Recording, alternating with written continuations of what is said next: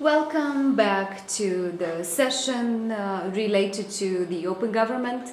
And in this very session, we are going to share a little bit about the role of civil society organizations in the open government partnership, as well as ways to broaden civic space and engage civil society organizations in OGP.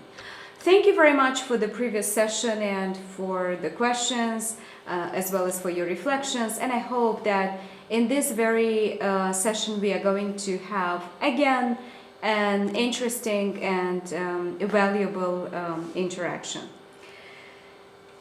Why civil society? What is the role of civil society in the open government partnership, both globally and nationally? First of all, let's depart from the very fact that open government partnership was created to help governments work better, as well as to renew public trust in institutions by making government more open and more responsive to citizens. Why there is a need to help governments work better? Remember, in the previous presentation I was sharing with you about that research which shows that the more citizens spend their time online, the lesser their degree of trust in the government is. This is just one of the factors, but we have been witnessing during the past years massive frustrations and massive protests around the globe among citizens being dissatisfied with the way their governments work or serve them. So OGP has been created with that purpose, to change things, to improve a little bit the situation related to the trust, to the image and visibility of the government, and to really create and build those bridges between the citizens and the government. This multi-stakeholder partnership, it was initiated by a group of government and civil society leaders. Again, this is something very important. It was not a government-driven initiative or only a citizen-driven initiative. It was an initiative driven by both governments and civil society organizations, who recognized that people around the world are increasingly demanding for more transparency and more accountability in the government. Why civil society? Again, the vision of the OGP is anchored in the following philosophy: that the more governments become sustainably more transparent, more accountable, and more responsive to their own citizens, with, of course, with the ultimate goal of improving the quality of public policies and services, as well as the level and scope of public participation. This definitely requires a shift in norms, a shift in culture that ensures an open, honest dialogue between the governments and civil society. So the vision of the OGP is anchored in more open dialogue, in more discussion, in more honest cooperation and interaction between the government and civil society. The more civil society is engaged, the more seats it has around the table, the more likely it is that policies and programs included in the national action plans, remember the ones I mentioned in the previous presentation, will be ambitious and will be actually implemented. It is very important for the OGP to create that space at the table and to allow seats for civil society representatives. And you know, as norms shift and as governments become more comfortable with transparency, they will actually begin introducing more opportunities for dialogue and become more receptive to civil society input and participation. The interesting thing about OGP is that it creates that new opportunities and new spaces for a new type of government culture, or culture of government civil society engagement. It takes time. It's not easy. It's not something that can be done overnight. But with patience, with ambition, and with really a strong desire for change and for improving the lives of the citizens in the respective countries, then OGP will become truly an useful and valuable tool. As I said, OGP will work only if citizens and civil society organizations in each country will engage in the process and will demand for results. OGP also has that potential to help civil society actors in OGP member countries to get more involved and to use OGP at the national level to advance their advocacy efforts. And OGP also works to inform and connect civil society actors from different countries, exactly as mentioned in previous presentation. It provides an international platform for domestic reformers and attention, not only from the government or from within the government, but from within the civil society as well, so that these people can learn from each other about how to engage more effectively with their own governments. There is an interesting research dating back to this summer, July 2015, on the best practices and recommendations from improving government-civil society relations. Really interesting and really valuable, because that research clearly shows that OGP member countries should have regular and institutionalized structure for civic engagement and dialogue, again, for OGP to be successful. It is important to strengthen monitoring mechanisms for the engagement of civil society, and it is critical to ensure that suggestions from CSOs are taken into consideration in the OGP processes, both in the national action plans as well as during implementation, monitoring, and evaluation. I will stop in this very presentation on exemplifying some results based on that research, examples from very specific case studies. And more specifically, I will draw your attention on the collaboration mechanisms that have been put in place in order to facilitate a more active participation of CSOs in the National Action Plan related processes. And again, just to recall, OGP is not just about the governments. OGP is about both governments and civil society, which is why once a country becomes a member of OGP, it needs to have those platforms in place that bring together government and civil society representatives. So here is an interesting experience that I want to take you through, a short but fascinating journey on how some countries in OGP succeeded to put in place those collaboration mechanisms. Something for you to think of, because as a country, if you want to join OGP, you would need to think about these processes from the very beginning. And to know where to start from, let's have a look at what happened in some of the OGP member countries. I will start from Croatia. Croatia joined OGP in 2011. Interesting enough that 1/3 from the National Action Plan commitments are related to civil society and involvement of civil society in different processes. Consultations with CSOs took place before the elaboration of the plan, as well as during the implementation. It was done through different roundtables, debates, consultations. During the second action plan elaboration process, an OGP council was created. Again, why I'm highlighting OGP council? Because this is a platform that brings together representatives of CSOs along with the government. Croatia didn't have such councils before, so the plan also includes 2 commitments which are taken by the civil society organizations, something that CSOs would have to deliver on.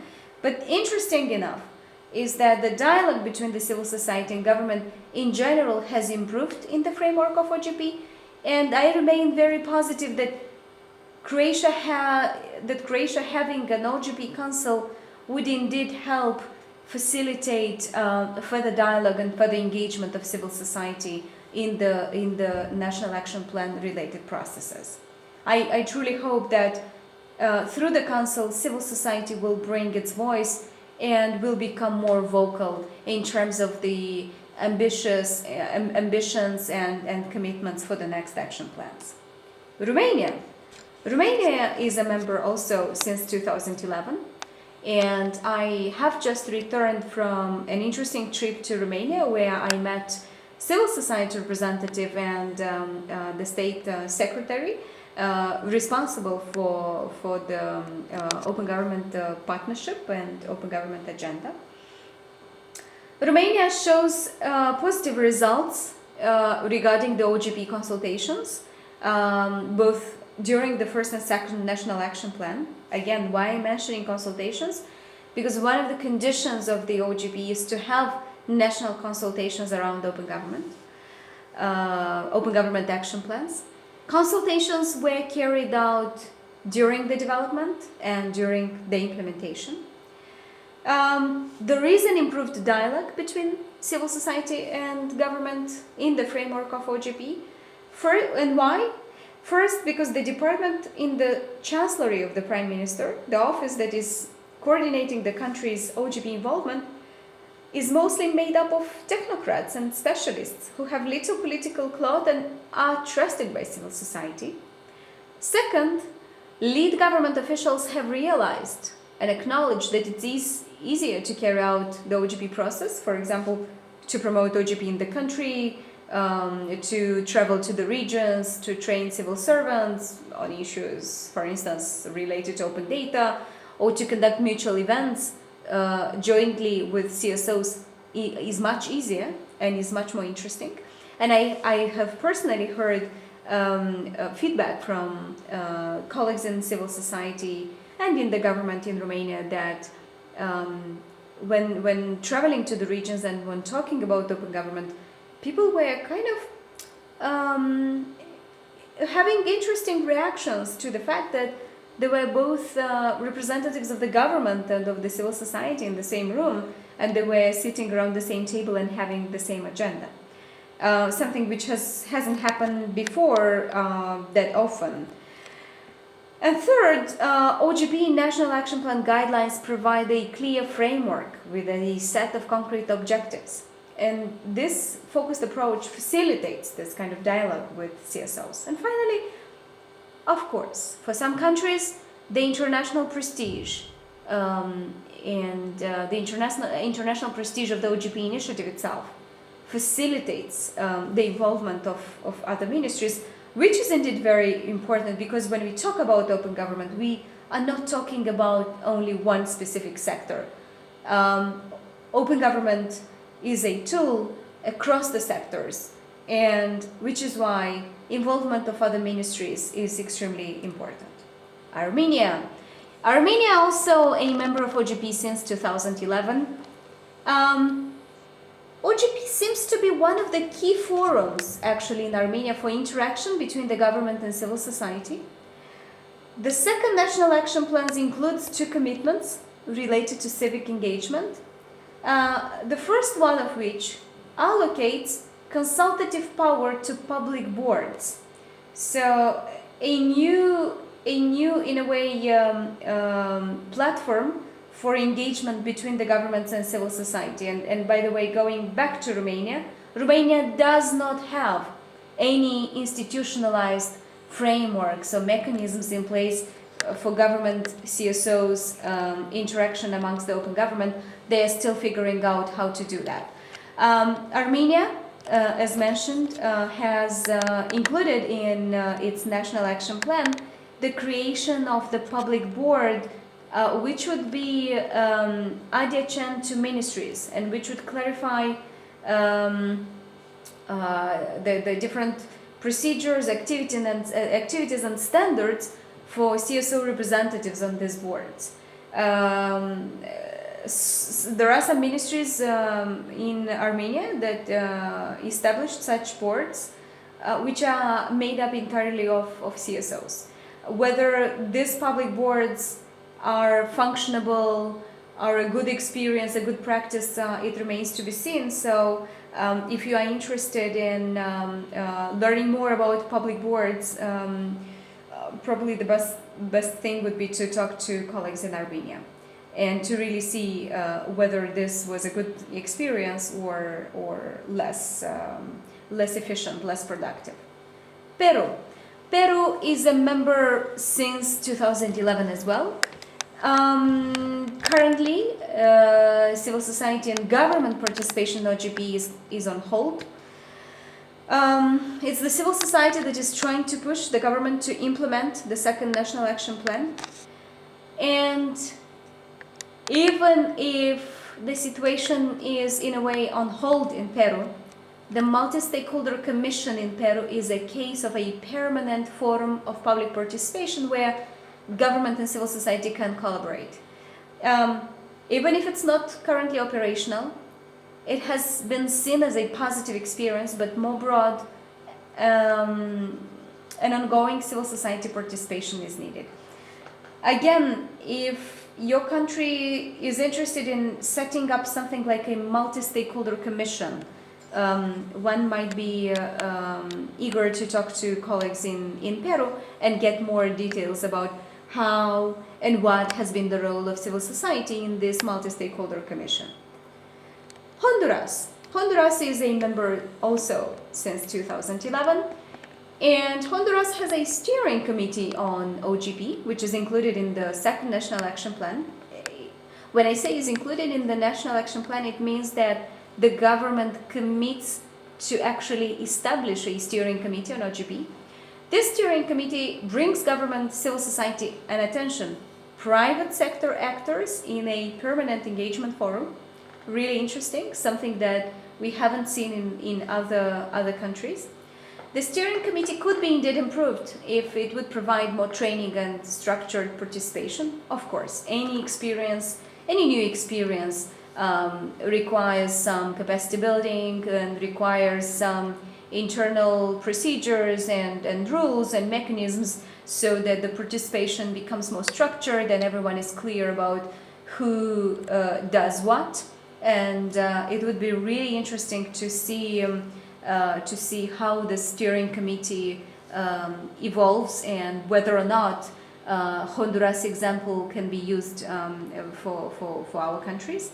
The government needs to view the committee as an opportunity for collaborative decision making.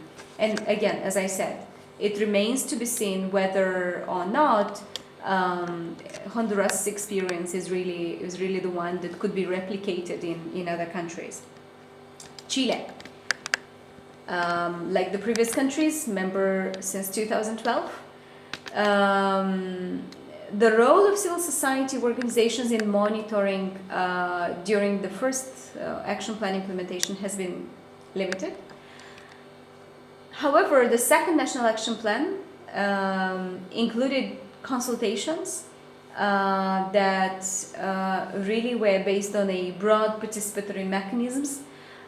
Interestingly enough, Chile had conducted consultations in 5 regions and had put in place structured feedback mechanisms.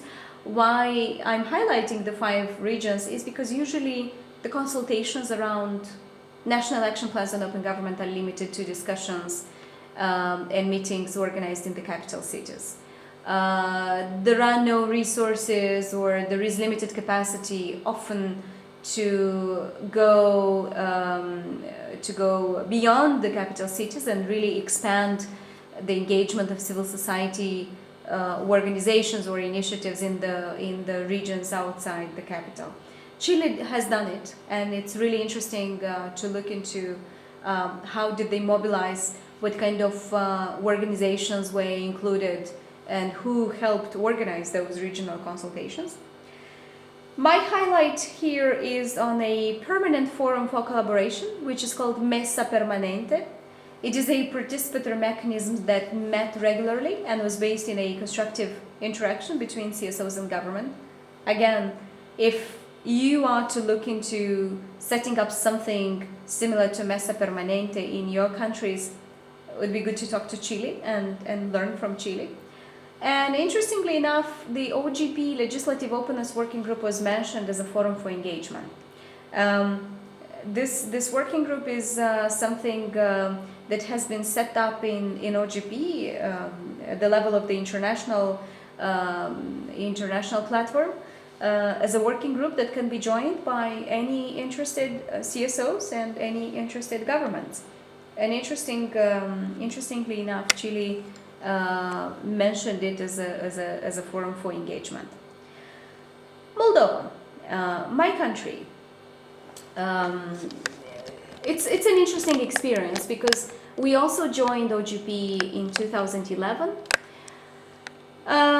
In Moldova, when Moldova joined the OGP, the government had already in place something that was called National Participation Council. It was created back in 2010 by the government as a platform for consultation and dialogue with civil society representatives. National Participation Council brings 30 representatives of the civil society. It has a two-year mandate.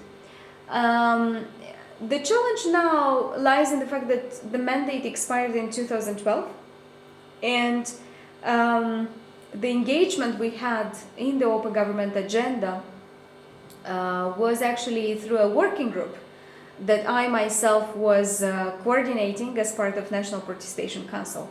Now that the mandate of the council expired, it means that there is no a formalized communication or dialogue mechanism in place around the open government agenda.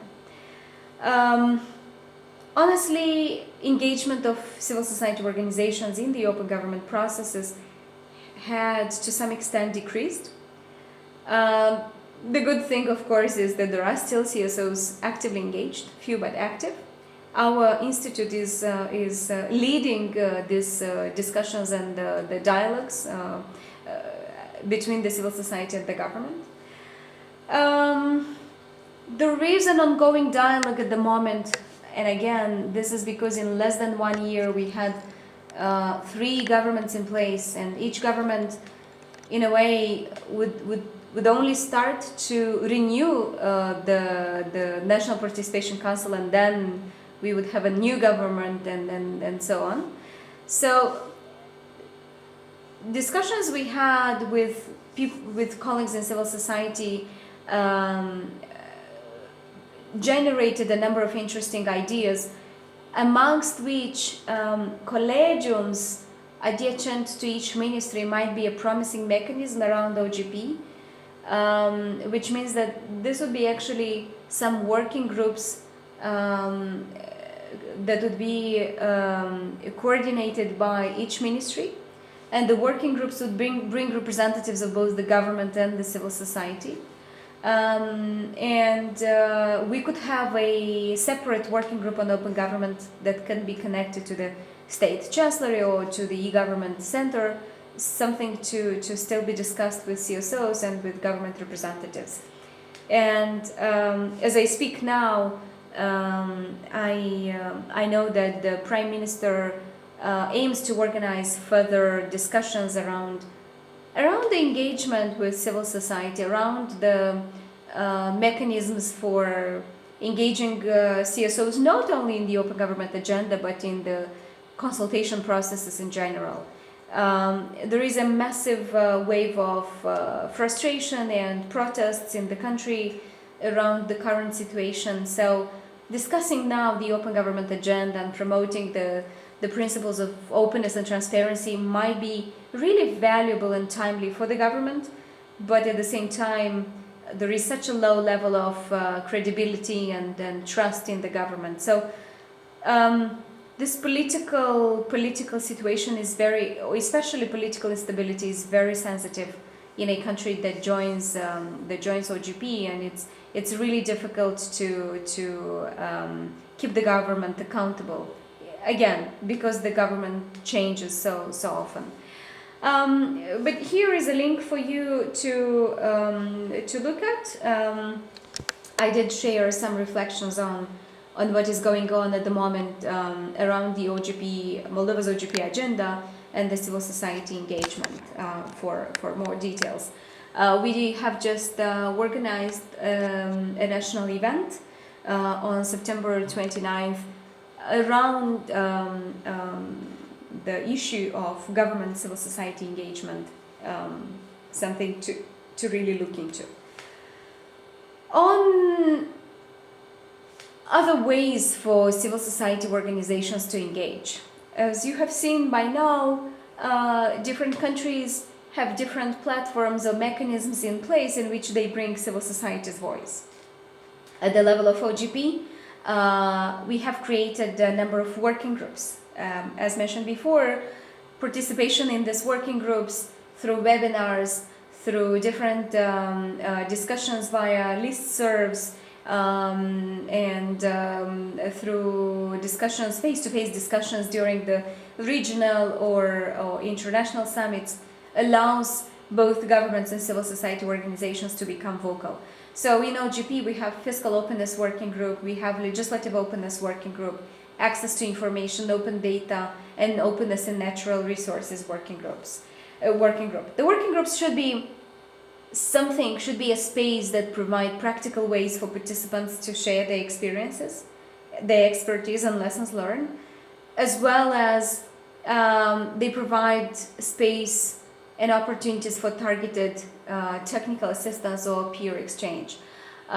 Just as an example, if you are to elaborate your national action plan on open government and you want input and expertise on what kind of commitments you might want to have around openness and natural resources, or if you don't have a legal framework around the access to information, or if it's something that is weak, then the potential and the wealth of information and knowledge in the Access to Information Working Group might be really valuable. I know there has been a lot of discussion around open data, and several countries included specific commitments around open data, and this is where the Open Data Working Group has been really valuable. You'll be talking a lot about fiscal openness, legislative openness. I mean, the existence of these working groups is not just for the sake of being there, is for the sake of really providing targeted input and assistance to countries that really need it most. And just a summary of the key ways for civil society organizations and representatives to engage in OGP. Number one, participate in national consultation processes around your national action plans. Also, be active part in the implementation. Participate in monitoring and evaluation. When there is the IRM research going on, provide input. Participate in the meetings. Share your reflections. Share your ideas, and trust me, your voice is going to be heard. Be actively engaged in the OGP working groups, those working groups I have just mentioned, and bring your experiences and challenges globally. Bring them to the level of those 66 OGP member countries. There are a number of national, regional, and global events that are organized by OGP and OGP partners. Be part of those events. Organize sessions, host events, co-design agendas for national meetings and national discussions. Don't wait for someone to call on you. Be proactive and really engage. Serve as a model. Act as a champion and identify champions in your government and amongst the civil society organizations in your respective country. And write as much as possible. Share your reflections on what is going on in your country via the listserv, the OGP blog, through the social media. Writing and documenting, capitalizing on the lessons learned is extremely important and is extremely valuable, and this is going to also help reconstruct some institutional memory especially in the cases when there is such an often change in the government. Now, as we have shared and got acquainted with some of the practices and some of the tools available for CSOs, think about the following, reflect on the following. Think about your respective countries and reflect on how would you bring more voices of civil society organizations into the open government processes nationally? Is it realistic to bring CSOs into the processes? What kind of engagement platforms are they in place? Maybe you have already some dialogue platforms where the civil society, the private sector, the government is already there, and maybe just one of the new issues on the agenda would be the open government. Think about whether or not there is space in your respective country to create that kind of platforms that would ensure open and participatory processes. It's not just something where you come and you listen. It's something where you come and you are heard. You come and your voice matters. And lastly, is your respective government ready to have open mechanisms in place? Is your government ready to be around the same table with CSOs addressing open government related issues? So take your time, discuss, reflect on these issues, and I am more than happy to answer any questions from your side, any reflections, provide additional input.